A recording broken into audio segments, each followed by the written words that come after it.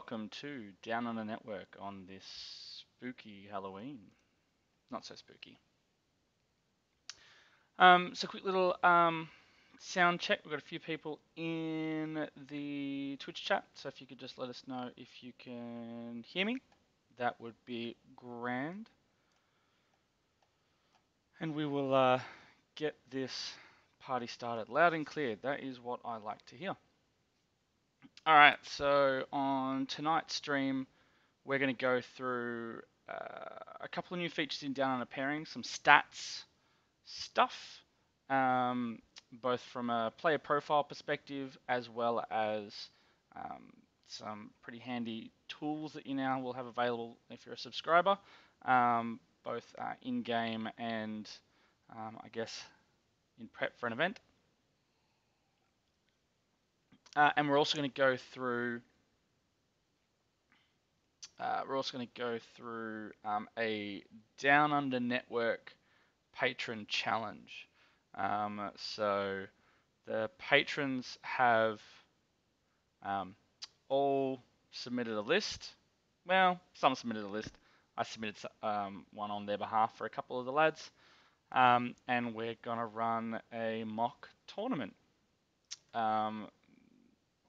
No one knows how it's going to go just yet. I've got a bit of an idea, and we will see how we go. So I guess we've seen some new changes in Down Under Pairings of late, and I thought for those that are either a patron of Down Under Network or just a Down Under Pairings subscriber, I thought I'd just give you a little bit of an update of what you can now do. So on Down Under Pairings, if we go to the rankings page and check this out, so we can go through, if you're searching for part of a club, it's all got now search options. If I'm looking for Godhammer Gaming, I can just start typing, which makes it a little easier to do a quick screenshot of how your club's going or how your team's going. We're bringing out an ELO system. So in addition to our rankings points, so for those who don't know what ELO ratings are, in a nutshell, you get points or you lose points based on each individual game and who you're playing against. So it's based off the chess system come up with by some guy called ELO. Yeah, so basically if you beat someone who is higher ranked than you, then you gain a fair chunk of points. If you beat someone who's lower ranked than you, you gain points, but not quite as much. So don't get as many points for Club and Baby Seals. And on the flip side, if you lose to someone who's much higher ranked than you, then you don't lose too many points. And if you lose to someone who's much lower ranked than you, then you lose a big chunk of points. That's all based on, as I said, probabilities based on your existing ELO ratings. Confused yet? In a nutshell, the bigger the number, the better the player, in theory. So we're going to just jump on over into number 1 in Australia, Liam Hackett, and show you some of the cool options you can see. So as a non-subscriber, you've got the events option and the stats center option, or at least part thereof. So the events option is pretty much what's always been there. So in there you can see the recent events or events that that player's played in, what lists they've played, what their rankings were, and so on. So you can get a bit of a gauge of how a player is going. When you're playing in Down Under Pairings, the player score sheet will have a link to the player's profile, so you can click straight through to get to this kind of deal. So either A, if the event is posting who's playing who before the event, or just you're looking at who you've got next up, then you can quickly have a look at what armies they normally play, how they've finished, and so on. Let's jump on over to the stats center because that's the cool new stuff that that we've been adding. So in here you'll be able to see a quick win-loss draw for that player. So here I can see. Liam's gone 56 wins, 8 losses, no draws. These are of course only games that are in Down Under Pairings. It is including win paths that have been imported as part of uploaded results, but obviously if an event just gives us the total results or doesn't submit their scores at all, then of course we don't know those ratings. A little further down, I can see what their current win streak is. So Liam's currently on a 4-game win streak, and his largest win streak is 13 games in a row.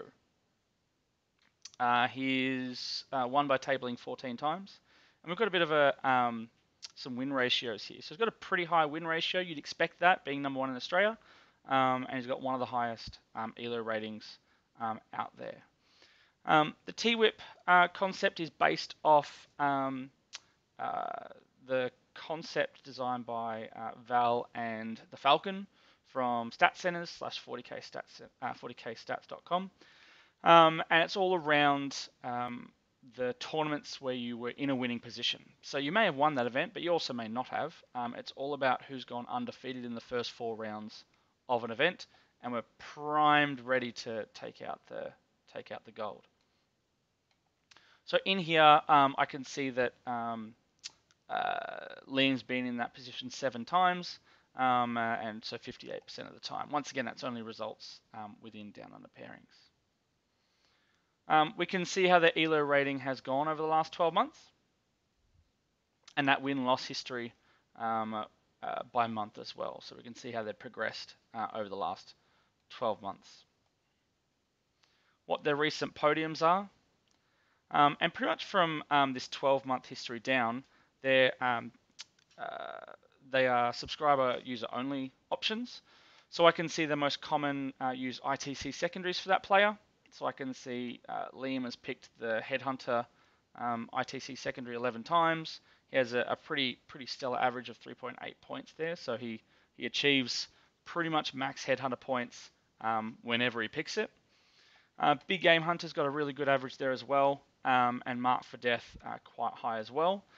Obviously, the more games you've got in Down Under Pairings, the more relevant those played and averages might be.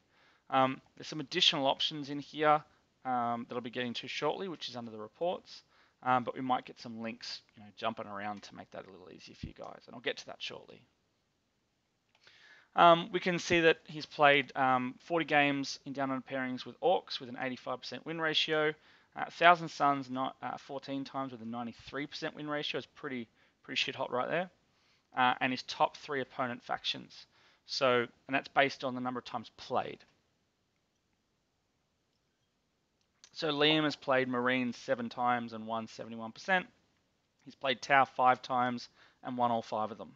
So that's a pretty good shout out there to the Godhammer Gaming lads. All right. I said we're going to add a few extra features that could be quite handy for players out there, and that falls under our reports menu. Once again, this one is purely for Down Under Pairing subscribers, but we will be throwing out some articles and such on a fairly regular basis, hopefully to give you guys some insights. We're going to open up more and more. At the moment, we've just opened up the ITC Secondaries. But we're going to add more of some pre-built ones that we've already got ready to rumble as we just iron out some of the filter options for you guys. So in here, this is going to go through and show me of the ITC Secondaries, how many times they've been played, and what how many total points have been achieved for those secondaries, and what the average points might be. So I can sort by any of these columns. So we can see Gangbusters is the most successful ITC Secondary at 3.29 points on average, whereas Old School's around 2.4. The averages are pretty consistently between about 2.5 to 3.5 over the last 12 months. They've fluctuated a bit here and there as new things enter the meta, but I think anything above a 3 is what I'd kind of consider a pretty strong ITC Secondary, and anything below a 2.5, I'd say pretty much steer clear unless you've got some pretty specific scenarios for it. Now we can take a look at those as a chart to make things a little easier to see how often they're being played, those averages, and as I said, when you start looking at averages between, 0 and 4 points, you wouldn't expect a huge fluctuation in the bar chart, but we can sort of see how that trend might be. We're going to keep adding more and more filters here, and this is where we feel hopefully you guys will get the most use of a game-by-game basis, and we're planning on having some links from the scorecards to take you right here to pre-fill them. So at the moment, we've got a faction played and a faction against, and we're going to do the same thing for players. So player played and a player against.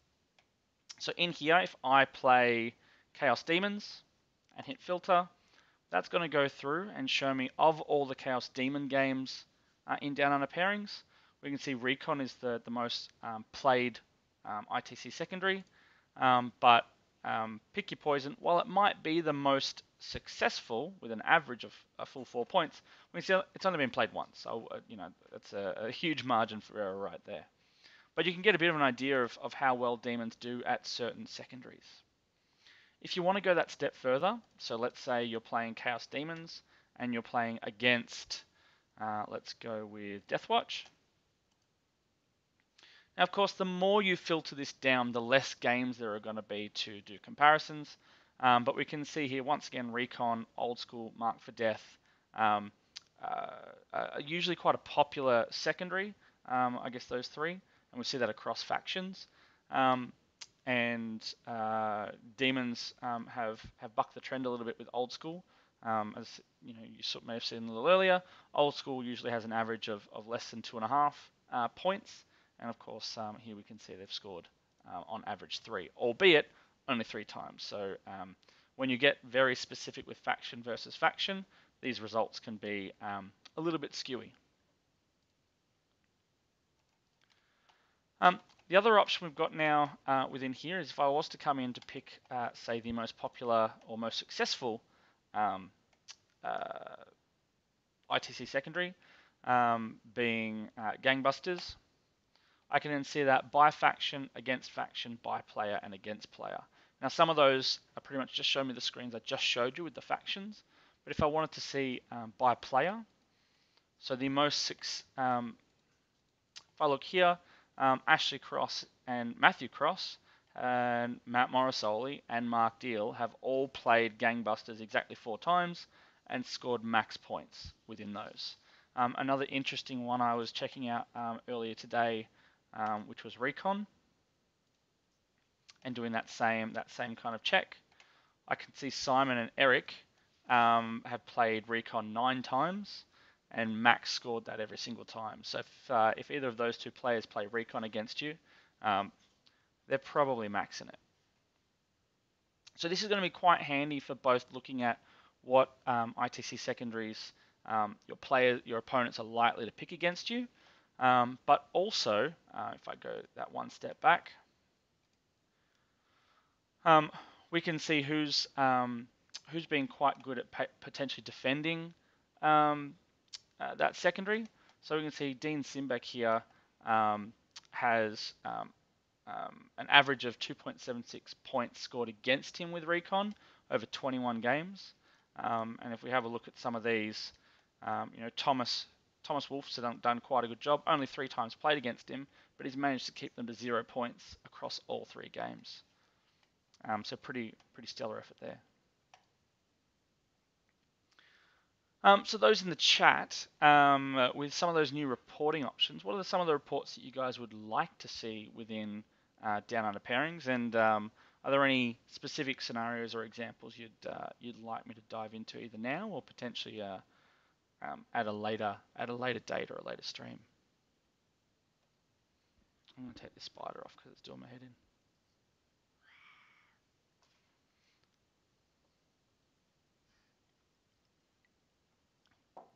All right, we'll keep on chugging along. So we'll get into we'll jump on over to the Down Under Network Patron Challenge, which is going to show a couple of features within Down Under Pairings, but it's also just a bit of fun. But what we've gone and done is we've got 16 of the Down Under Network patrons to sign up or register for this event and submit a list. As I said, a couple of them didn't get around to it or didn't have anything in particular in mind. I got a whole bunch of questions like how many points does it need to be, Am I allowed Forge World? Do I actually need to own the models? And in short, the answer was do what you want. It's just a bit of fun. And the reality is, now that all the lists are in there, all I care about is their primary faction anyway. So we're not doing a deep dive into specific list archetypes and matchups that way. So if I do have a look at those army lists, we can start to see a bit of a trend. So we've got 25% of the field as being Marines. We've got a couple of Genestealer Cult, a couple of Eldari, and then a pretty even spread of factions throughout there. But with a big, close to 44% being Imperium. All right. So what we're going to do is jump on over to round one. Now, this process might take a few minutes because I'm about to enter scores on behalf of people. That's why I was pretty keen on keeping this to a relatively low player count. So just hit sort the round. And we're not going to worry too much about the tables and whatnot. So what we've got the ability of doing, let me just turn off some of these columns that we don't need for today. I don't care what table they're on.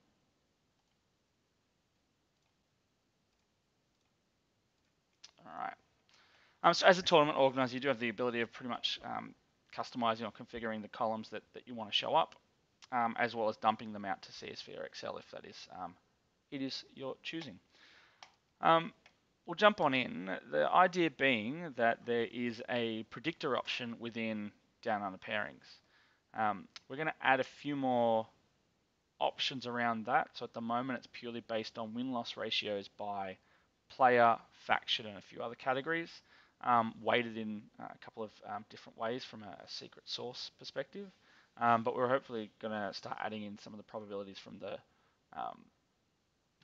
Hey, Simon. Welcome to the stream, my friend. So we've got Adrian versus Ben here. So we're going to just jump into that predictor. So as I said, it takes the individual's player win-loss and works out a bit of a percentage based on that. So we can see here Ben has a slightly better win-loss ratio within here. The faction head-to-head. So we've got Harlequins versus Orcs.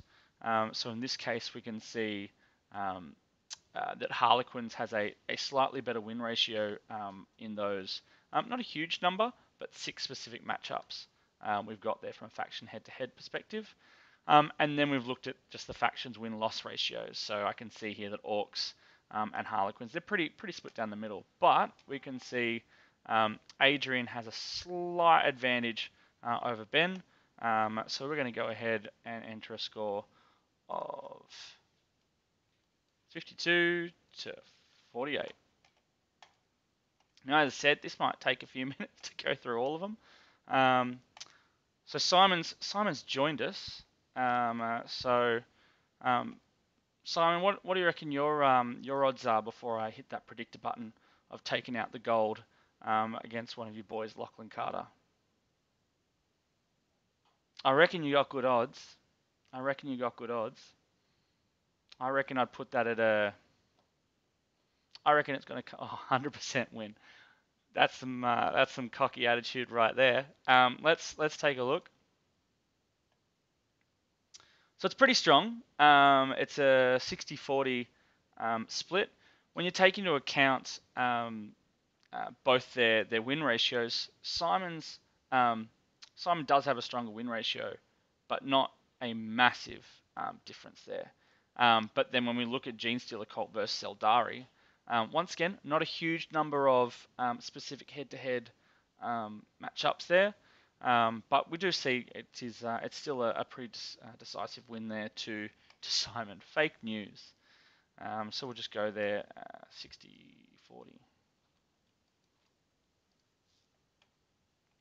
You kind of get where I'm going with this. So we're going to start hammer through a couple more of these. A lot more of these, actually. This has Mark taking out the win, but it's a pretty close, 55-45.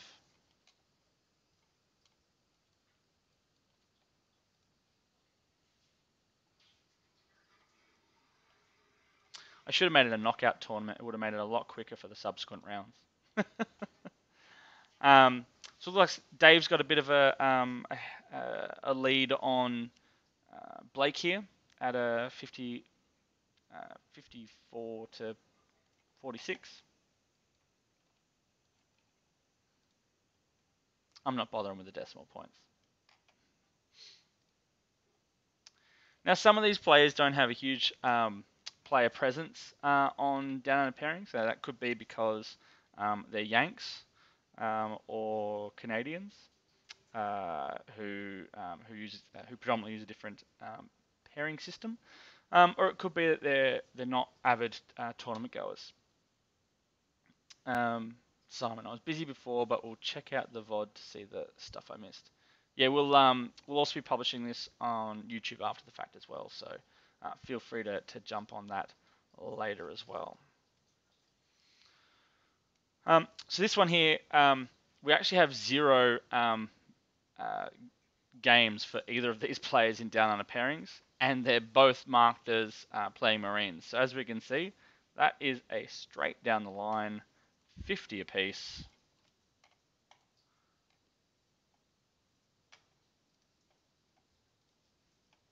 All right, we'll go check out Rob versus Lee Abbey.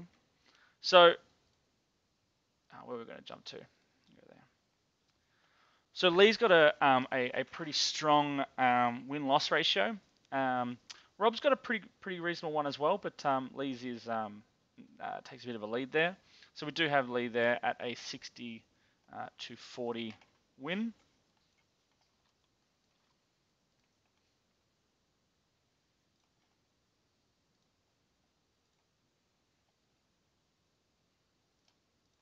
So Stuart, the kid trainer, he's playing his Nids versus Knights.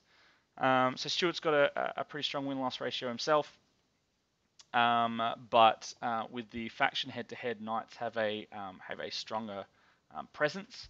So it still does have Stuart with a slightly better chance of winning.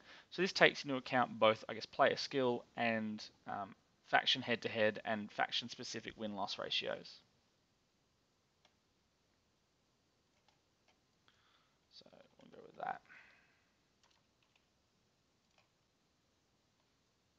And last one for the round, Denise versus Sam. All right. So it's pretty close to a line ball. Sam's just got the got him at the end there with just 0.8% lead. So we're just going to put that in as 51-49.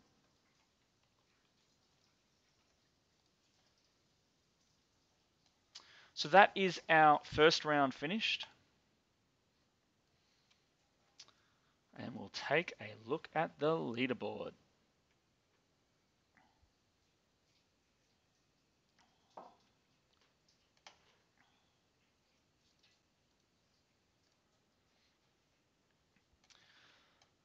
So Simon and Lee have taken the lead with 60 battle points. Mark and Dave and Stuart are hot on the heels. And we can sort of see where this is kind of going. Interestingly enough, the top 3 players all have Gene Stealer Cult, but being a Swiss pairing system in this scenario, we'll see a couple of these knock each other out.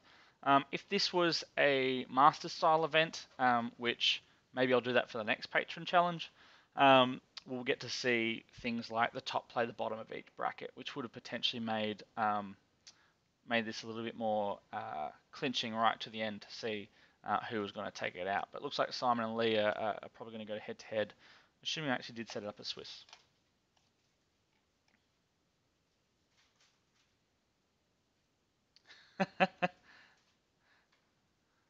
I think that's Lee, who has a 100% loss ratio against Rob in real life.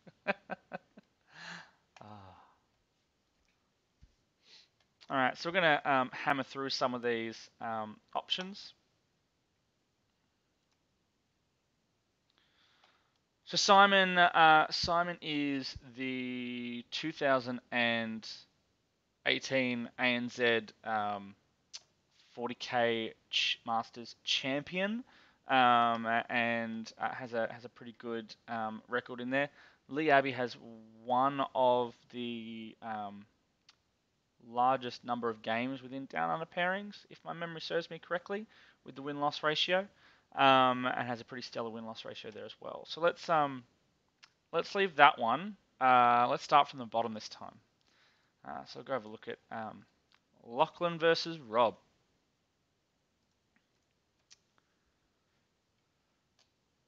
So Lachlan's got the advantage there, not specifically on win-loss ratio, which is actually pretty close to each other, but on a head-to-head, Necrons don't have a huge or a great win ratio, especially in the head-to-head, but even individually. So if we come in there and just jump that in as a 54 to 46.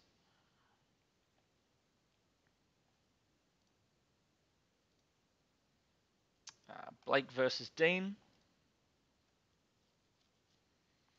Oh, that's another line ball there. Dean just getting over the line with a. Oh, we're just going to put that as that's it. I should have said at the start of the event what I'm going to classify as a draw, because sure, that's not exactly a line ball like the last Marine versus Marine was, but that's pretty much as close as you get to it. So I'm gonna dump that in as a draw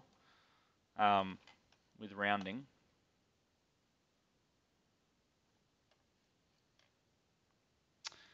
Mitchell versus Denise. Once again, don't have a huge amount, or I have zero uh, win ratio for Mitchell.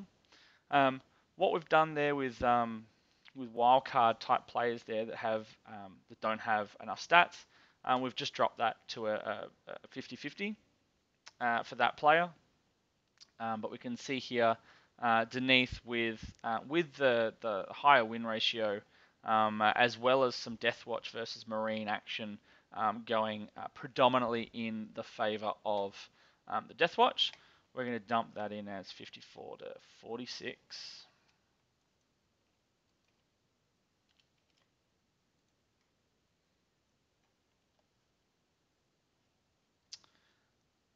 Ben the Bull Mulhall versus Mike the Man Rainbow. Orcs versus Knights. It's actually a pretty fun matchup from my experience. Um, so we do have here. Ben has a not a huge number of games, but does have a stronger win ratio. The Orcs have beaten the Knights more often than not. So 16 out of the 27 times they've played in Down Under Pairings, Orcs take the win. So that's given both a higher player win ratio, the higher head-to-head, while the Knights themselves have a higher win ratio outright. With they have a worse win rate, as I said, with the specific head-to-head matchup of Orcs there. So let's jump that in as Ben getting the 60. Now you don't see, except for some rare scenarios, you don't see those numbers spiked significantly higher than that 60% kind of chance. And that's because once you take the fact that there's factions tend to have a fairly even down the line kind of win rate, no matter how many games you kind of throw in that, because top players and bottom players kind of start to even each other out. So we tend to find that, yes, you might get some significant variance in the player skill, but some of those faction win rates can really even that out a bit. So Sam versus Brendan. Let's go chuck a look at that. All right, so once again, Marines on Marines action, and with no results for Brendan in there, that's given Sam a greater chance of winning. So once again, little hard some of these predictors to base on unknowns. It probably becomes a little bit more relevant when you start seeing top tables where you've got a bit more data to play with.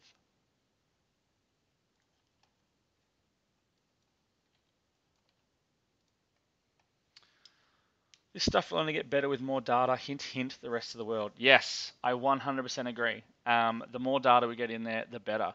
We've done some, we've been trying to share our data with other services to try and encourage people to share theirs with us. So we do have an integration, and you can find some of the or the videos on it on YouTube for Down Under Pairings and the ITC Battles app. So you can enter your battle scores on their app using some of the pretty cool features within there, including the chess clock, and have that then synchronize with Down Under Pairings. Stuart the Kid Trainer, one of the nicest little kids going around. Let's go have a look at how that's going to go. So once again, Stuart's got a pretty good win rate, but so does Adrian. So it's kept that pretty down the line. Although Tyranids have beaten Harlequins 3 out of the 4 times that we've got specific games for. Tyranids themselves have got a pretty even kind of win rate, with only about just greater than a 50% win rate. But Harlequins have a slightly less there. So we do take a look at that, and that's 58 to 42.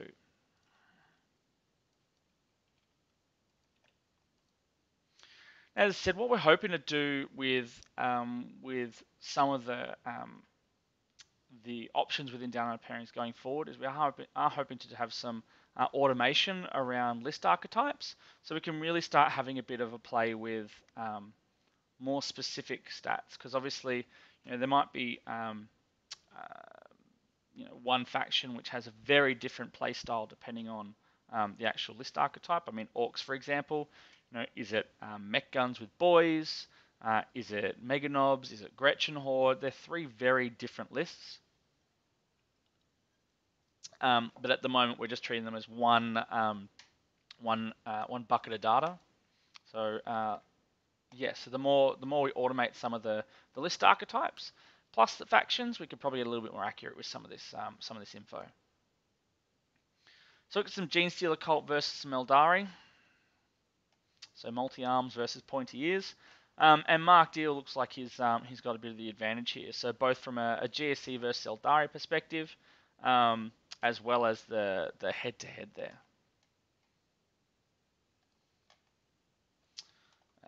So let's jump that as 58 to 42. And I left you hanging a little bit because both of you, I believe, are online here. Simon versus Lee. Okay. You guys have played a couple of times now. What do you guys think the predictor is gonna have it as? Drum roll. Nothing. Simon reckons 55% to him. Oh, all right. Is Lee on? We'll soon find out. And all right. Oh, Lee has just pipped. So Lee has a slightly better win rate. So Simon has a 73.9% win ratio versus Lee's 80.8 win ratio. The head-to-head, obviously, they're playing mirror match faction, so GSC. So they pretty much rule each other out, and we're pretty much just looking at the player win ratio. So, you might say fake news all you want, Simon, but when you're playing a mirror match list, it goes all I've got to go on. What was that?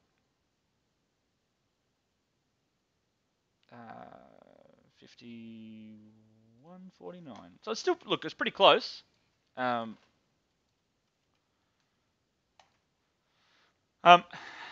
mean, that's probably as close as it was going to get before I call it a draw. Does it not take into account previous results? We have played twice, 1 win, 1 draw to me. At the moment, we're not taking into account specific player versus player matchups. It's not specifically because we don't want to. It's definitely something that we've got on the list to add. The only issue we've got so far is due to the limited number of player v player games. We had it in there and then we removed it. I think we're likely to add it back in. And hey, that might throw those numbers slightly in a different direction. Actually, they would. If we're looking at the exact results the exact results we just saw, mirror match on factions, so we can't really say what's going to take the win there. And we look at the win ratio, which they were both very strong. If you then throw into the match the player versus player head to head, that would potentially take it over the line. It's worth pointing out though that with the head-to-head stuff, we don't include anything where it was less than 4 games. So the faction head-to-head, if it hasn't played at least 4 times, we're not including it in the predictions.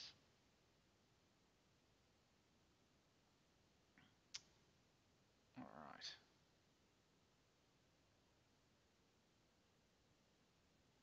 All right. So let's we've got a few people extra on the chat. So we've got I think Eric's watching. I think he's watching. Um, Mate, you need to sign. Nah, it's alright. I'll talk to you. I'll talk to you offline about a little deal we can do. All right, so let's dive into round 3.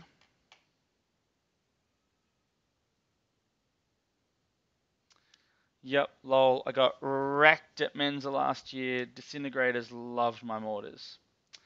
Yeah, they'll if they can get a line on them, they'll take them out every day.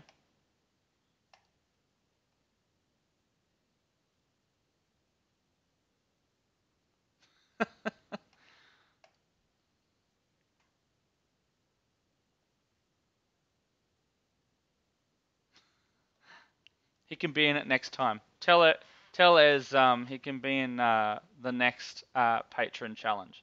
We'll work something out. So once again, we'll start from the bottom. Give a little suspense going.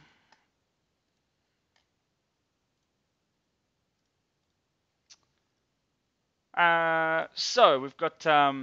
It's quite interesting because if you look at the predictor, we've obviously gone based on a number of stats along the way, but this is a prime example of where stats can only take you so far, and also potentially a good jarring point to maybe reevaluate some of these weightings that we put on it. So the win ratio. So Rob Lane's got a pretty high win ratio, and it's also worth pointing out that he's fairly high ranked in Australia as well. So a significant advantage there to Rob. But once again, he is playing a traditionally weaker faction in the Necrons versus Imperial Knights. Now this could actually just be a bad matchup, and he might just go down to Mike here. But I think it's worth us potentially continue trying to tweak some of this, and maybe even looking at results that do go significantly against the prediction, and see if we can kind of continually learn from those to try and come up with a more accurate rating. But that I am going to put that as a slight win to Mike here as a 51.49.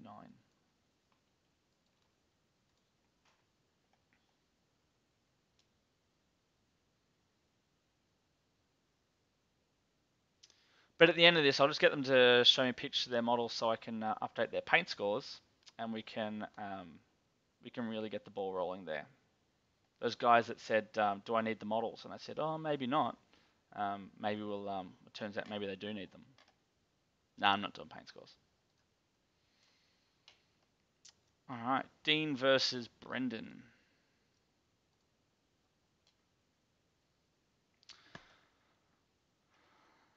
All right. So, look, as far as the players that don't have any results in Down Under Pairings, I'm pretty much expecting them to lose all their games, unfortunately, in the first Patron challenge.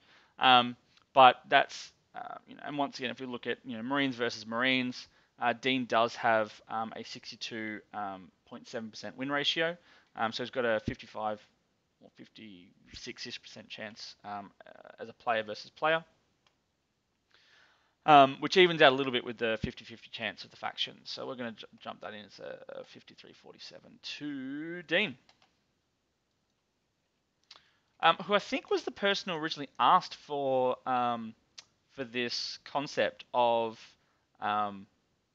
just putting the players through through Down Under Pairings and just using the predictor to come up with who would win a tournament. So thank you, Dean. Thank you for your suggestions.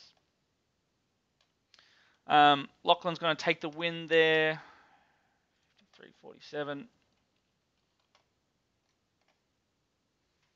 I think for next time I'm gonna have a function that just autofills the scores based on the predictor. All right, so Beneath It versus Dave Umana. Pretty close there from a player faction perspective, but Deathwash has a significant advantage against Eldari along the way.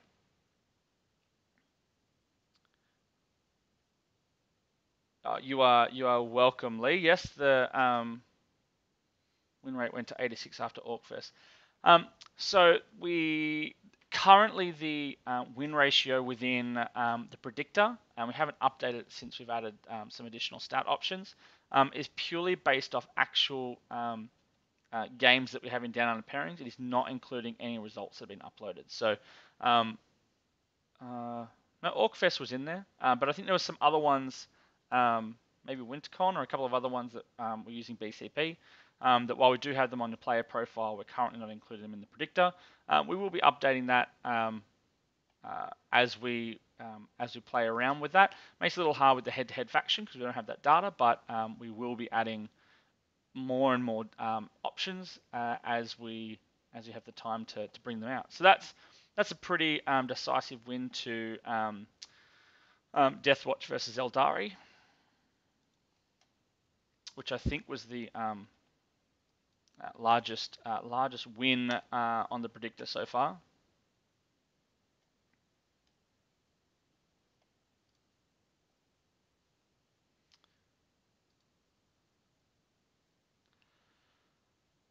All right, 2 more rounds. Well, end of this round and then 1 more round. As I said, I should come up with a nice quick just tell me the winner of the event. How am I doing so far?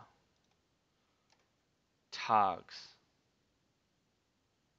Now I've got to put names to real names.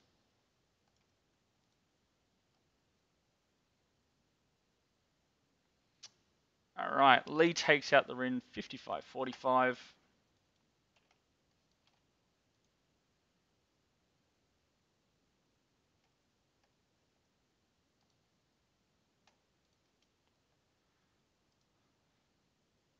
Mike Rainbow, of course. How do I get that from Targs? Do you know what mine is? Diff or Diffster. It depends on which profile I'm using. But yeah, it's my name. Pretty close to anyway. Okay, so Simon versus Ben. Simon has the advantage on the win-loss ratio. Factions go slightly in the Orc favor as a head-to-head, even though Genestealer Cult have a stronger win ratio across the board. So that does give Simon a slight advantage at 52-48.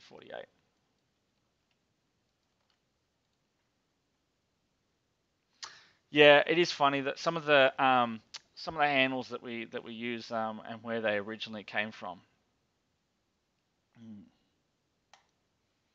Mitchell versus Blake.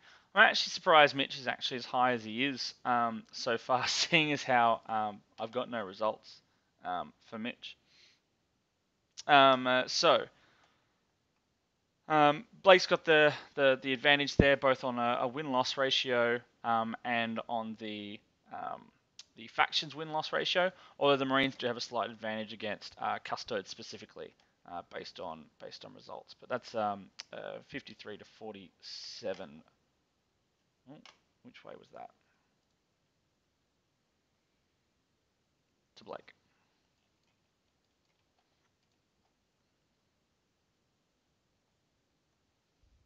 Yeah, Targs, how do you like it trying to remember who all the handles are? I should have a cheat sheet. Actually, I'm going to do a cheat sheet. Bear with me.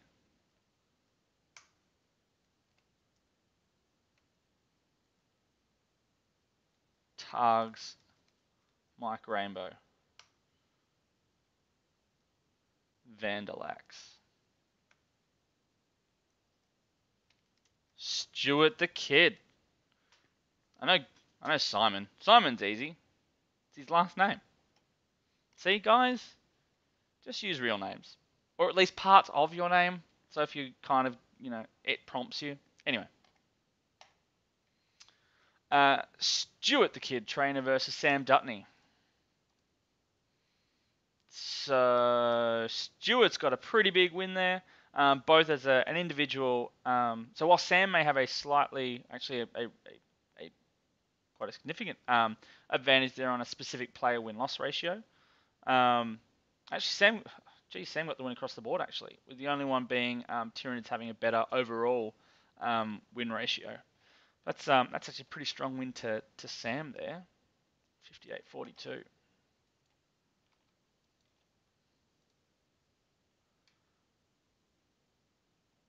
Bad luck, Stewie, going down in round 3. R.I.P.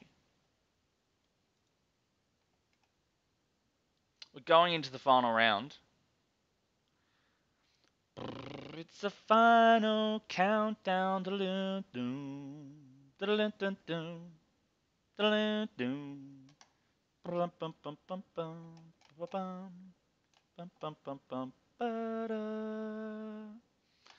All right.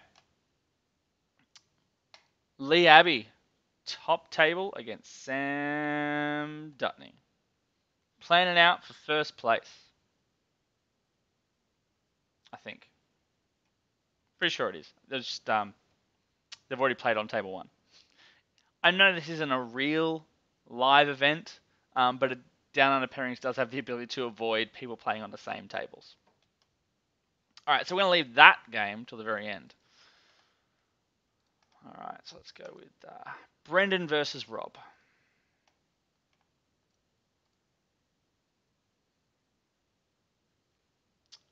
Rob takes out the win, a pretty strong win there. The Necrons have finally found a faction that they actually do a reasonable job against, being the Marines. Unfortunately, I think he played Knights 2 or 3 times there. So that is a 58-42 to Rob.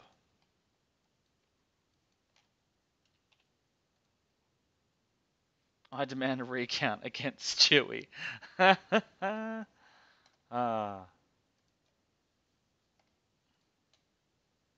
right, Adrian versus Dave. So this is one of those areas where I said it would ignore it if we didn't have enough specific head-to-head results. One of the reasons we took away the player versus player, because that shows up 99% of the time. And so it was just, while we ignored it, it was just taking up space that wasn't really being used. It's pretty much down the line, but with rounding, I'm going to put that as a draw.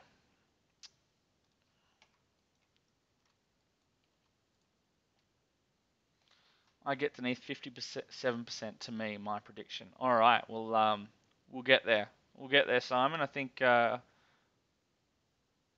a little higher in the list.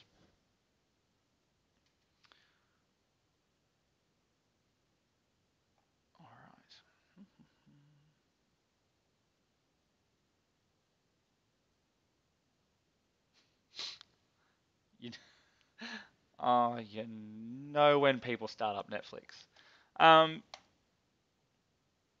Hopefully the frame rate's okay for you guys. I've got a couple of little warning messages on my end. It is that time of the evening where I have abandoned my lovely wife to do streaming, and rightfully so. She's cracked out Netflix. Okay, so Dean with his Marines versus Ben the Bull Mulhall with his Orcs. Been dropping for the last 10 minutes, or thought that might have been the case. Well, most of it's just looking at the screen, but unfortunately, the the internet connection is getting hammered pretty hard. That's just in Dean's favour. So with rounding, we're going to chuck that as a 51-49. The Marines versus Orcs. Marines have a slightly better head-to-head win rate. The individual players are pretty down the line. I would probably put more weight in Dean's win ratio, as he's got 59 games in there versus the 8 for Ben. And potentially might put a bit more emphasis on win rates that we have more data to back up.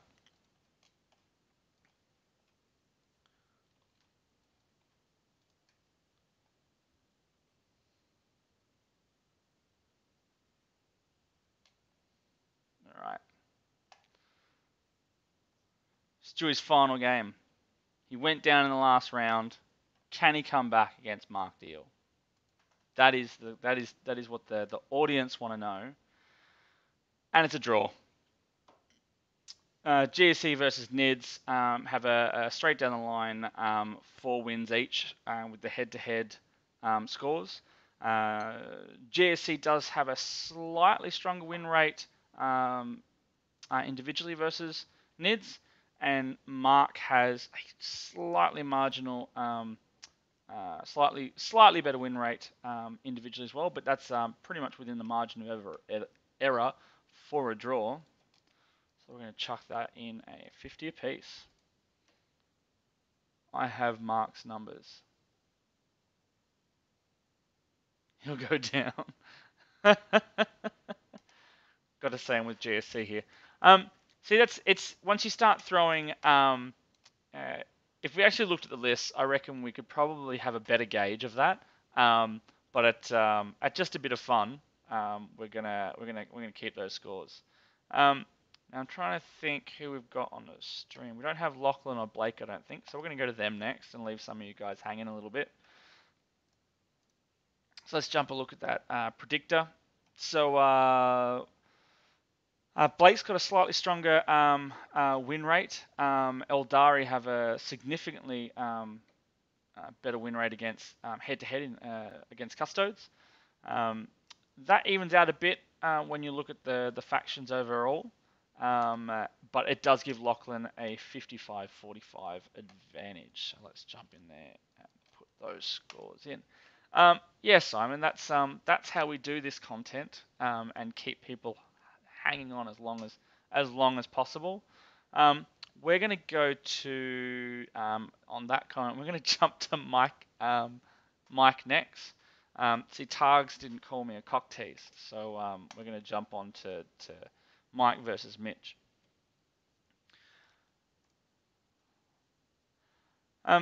So Knights versus Marines. So this is another one where we just don't have enough info. It has gone in Mitchell's favour, but that's purely based off. Be kind. Yeah, that's once again purely based off the fact that if we haven't got enough results, we just put them as a 50-50 chance, which does actually give Mitch the slight advantage there as a 52-48. F and Iron Hands, mate. That'll be an impact for sure. Albeit the Iron Hands, while they had globally, they actually had quite a large dint in the win ratios for a number of factions. They were actually a very short window. So as far as long-term results, it doesn't have a huge sway as things like the FAQ and whatnot do kind of bring them back into line. A little bit. Okay, I will put Simon underneath next. So Simon reckons he's got a 57% chance based on the predictor of getting the win over Denise. So let's go ahead and take a look. So Denise got Death Watch versus Simon's GSC.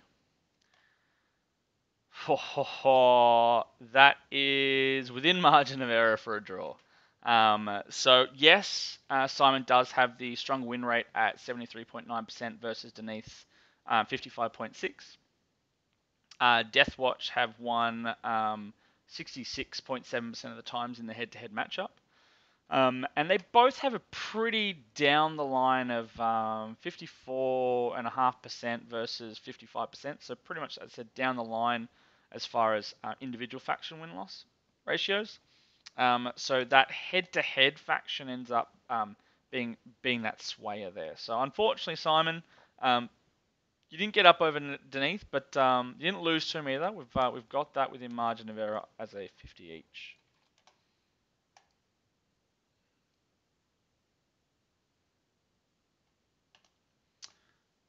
And playing out for the gold, top table, Lee Abbey versus Sam Dutney.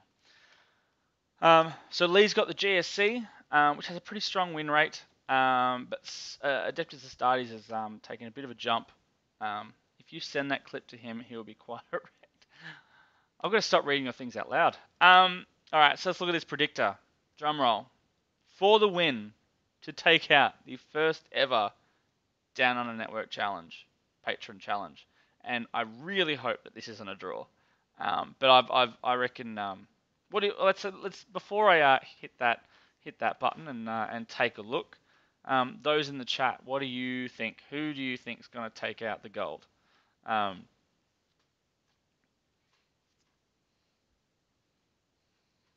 Drum roll.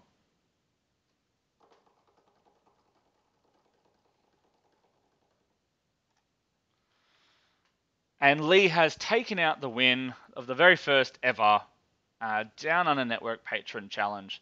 So head to head, Lee does have the advantage of win ratios.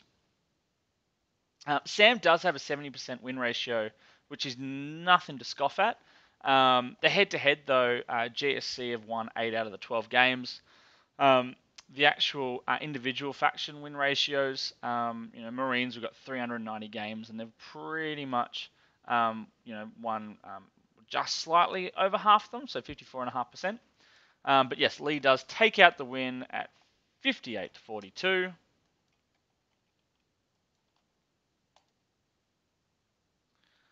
And let's go check out the leaderboard.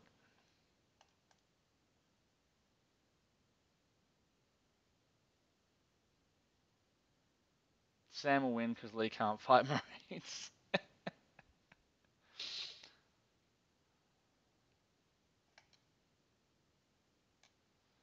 So let's go have a look at this. So Lee takes out the win with 4 straight wins with GSC, followed next along by Sam Dutney with 3 wins, 1 loss. With Marines, Lachlan Carter with 3 wins, 1 loss with Eldari. Then Denise, Simon, Mark, Stewart, and Dean, all with 2 wins and a draw. The real bull. All right, so besides the fact that probably took a little longer than I would have hoped, what did you guys think of that as a bit of a concept, a bit of a play around? Are there any standout results that you thought went against your gut on with the predictor?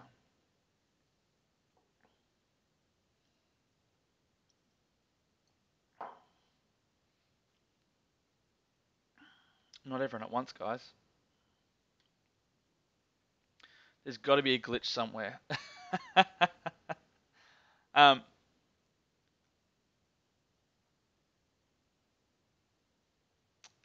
Look, I think when we're doing predictions purely based off stats and not specific lists, it is just a bit of fun. Marines thing, diff, it's taking into account a lot of old data, yeah. At the moment it is. At the moment, we are not putting a date range on this with the mindset that it will, as new stuff comes into play, things, they may spike, which may have an impact on some things. But also when something new starts and we don't have enough data on it, we've got to go on something. So yes, we are currently not putting a time limit on it. We might start looking at a rolling kind of 6 months, 12 months kind of deal, as and when we've got more information. But at the moment, we're keeping it open. The main thing was past events not influencing things, but otherwise looks great. Yeah, I agree this, Simon. I do suggest though that the specific example you gave where there was one win and one draw between you and Lee, I would say those two games aren't enough to really uh, give you a statistical picture or a realistic picture of the odds. I mean, if you take into account in both those cases, neither of you are actually playing the faction that you've got listed there. So that's another thing you got to take into account. So it's tough. It's definitely something I want to include. I've just got to think through all the different scenarios.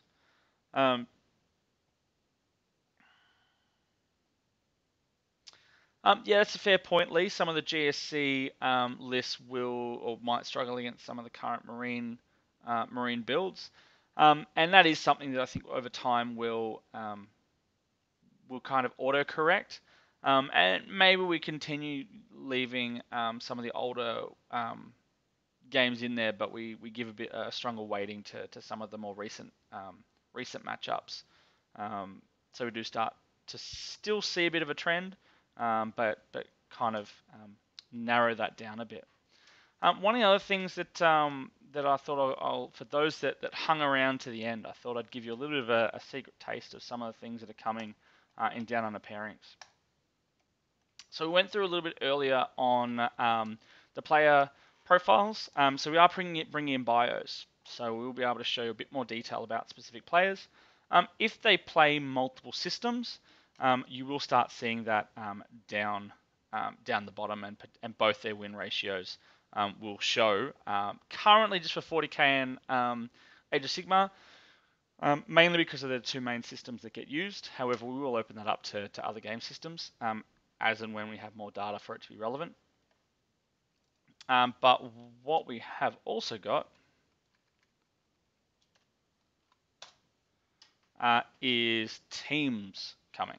So it's a little different to clubs, and it's a bit of a work in progress, so bear with me here. So the idea behind that is going to give you a bit of a win-loss ratio of the team.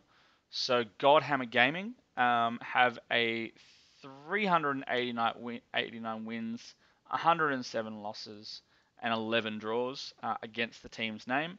Now at the moment this is still including head-to-head matchups, so we'll probably be looking at taking those out of the mix.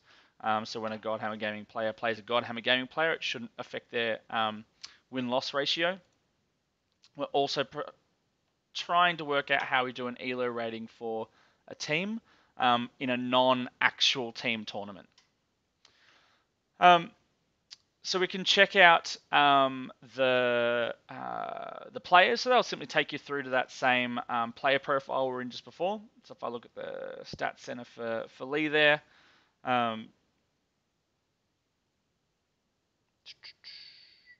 whoever's been playing AOS under our name is getting kicked from the team. That's Lee Abbey. We're not, because keep in mind it's going back a fair bit there. So Lee has 5 wins, 1 loss against his name in AOS. I can't remember how far back that's gone, but it's gone back a fair while. And we can see those. I said that same page we were on a little earlier. But yes, we will see a quick glance of individual players' win-loss ratios by game systems if there's multiple there. I'm going to keep adding more and more features around this. My dirty secret, having played AOS in 2017. Yes, it was, as I said, I think some of those were slightly older results. But But we can see here Lee's win ratio has jumped up to 86%. Liam still has the best win ratio for Godhammer Gaming with 88%. So you've got a bit to jump on there. On the main rankings, I think Lee only had 3 tournaments yet on his this. He has lots of games. Why is there a difference? I might take that one offline there, Simon. It's some historical things around the rankings. So the stats pages are looking at all games registered on Down Under Pairings, regardless of whether or not that event is eligible for ranking points or the player was eligible for the ranking points. So, for example, Masters events historically have not incurred ranking points, but they will still apply to a player's profile of their win-loss ratios and so on. Yes, I think Lee's rankings have been included since September-ish or thereabouts. But we do have some plenty more games going further back than that. We will be having it so as teams will be selecting a roster. So think of this a little less like current club setup within Down Under Pairings, where you can have literally as many people put down their club as you'd like. Also, you've got no control over who puts down a club. So if someone says they're in your club and they're not, it says they are. So we are going to have it that captains can effectively create a team. They can assign the players to that team and create a roster. And we're going to have an active roster of 6 players, one of those being a captain. The captain is going to accrue more points for their team or lose more points for their team, because we'll be using probably the ELO rating concept there. And you'll have a reserves or a bench list who won't be accruing points.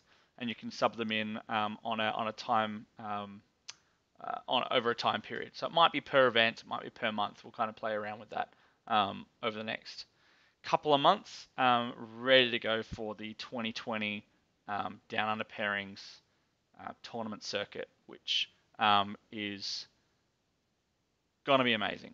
There are some pretty big things in the works for Australia and New Zealand, both from a prize support perspective coming your way, as well as just an aim to grow the community from getting people to travel more and so on. So in the meantime, if you haven't subscribed to the Twitch channel, please follow us. Check out our YouTube channel. You can also check out, which will have, there's links to our YouTube channel in the description down below. You can also find us on Facebook at facebook.com/Down Under Network, and we'll try and keep putting out more and more content for you guys. Adam will be starting up a few extra things in the next coming weeks and going forward. We had a bit of a hiatus with the ETC. I think both of us were probably a little, being fair, we're probably a little burnt out with some of the content. We are looking at growing the team, bringing a few extra people on, so as we can bring out more and more content for you guys without that risk of burnout. Because it's not what we want, it's not what you want. We really enjoy putting out content and hope to keep bringing you not only cool new shit that no one else is really giving you guys, but on a regular basis. So really keen to know what you guys thought of tonight's stream, both from the new features in Down Under Pairings, being the player profile stat center, the club or team rosters that we've got up right now, the reporting options that you can now do on ITC Secondaries and so on. So yeah, keen to know what you think of the existing features that we've got in there, what you'd like to see added, and more specifically, if you're currently not a Down Under Pairings subscriber, what would you need in Down Under Pairings to get you over the line? We're keen to add features and keep Down Under Pairings at the top of the game and top of the heap, and make sure that you guys, both from a player, a tournament organizer, and a spectator perspective, are getting the absolute best tournament or tabletop event system out there. All right, so I think that's going to about do me for tonight. I've pretty much run the course. Good fun, even though I didn't win. I'm sorry, Simon. Now that you know, and this is one of the reasons why I didn't want to give too much information to people prior to telling the patrons exactly what the system was. Now that people know what the Patron Challenge is all about, I'm going to have to probably put some rules on what factions you're allowed to submit for it. You probably can only submit factions that you've actually played, to stop people kind of just trying to cherry pick the right factions. But yes, we'll see how that goes. Until next time, have fun gaming. Peace.